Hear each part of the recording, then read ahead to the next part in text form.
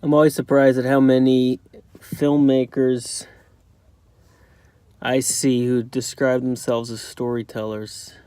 Not surprised that they're describing themselves that way. That's a completely logical and reasonable thing. You know, you'll see it on bios, so-and-so, storyteller, Twitter handles. And it just always hits me. I always notice it because I've never identified with being a storyteller. And I've had to really think about why. But I even think back just watching movies, and a movie would end. I remember this one time, I don't remember the movie, and I was already like a committed cinephile, so I loved movies. And my mom said, when the movie ended, well, that was a good story.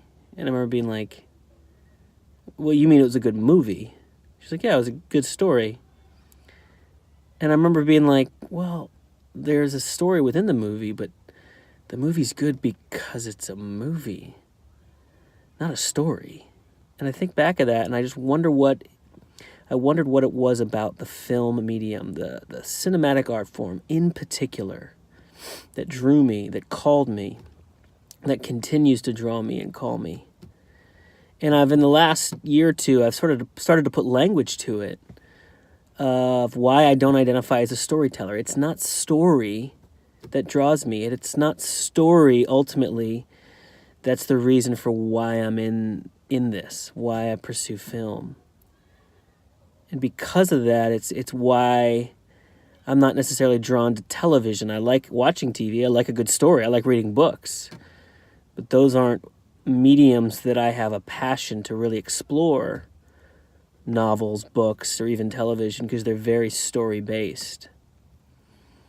Film, a movie, is something different. My favorite movies are something different, the kind of movies I want to tell. Movies are much more related to songs and poetry. I'm not the first filmmaker to say this. In fact, I think I've heard someone quote Abbas Kiarostami, maybe even Alfonso Cuarón, talk about how cinema is closer to poetry and songs than any other art form.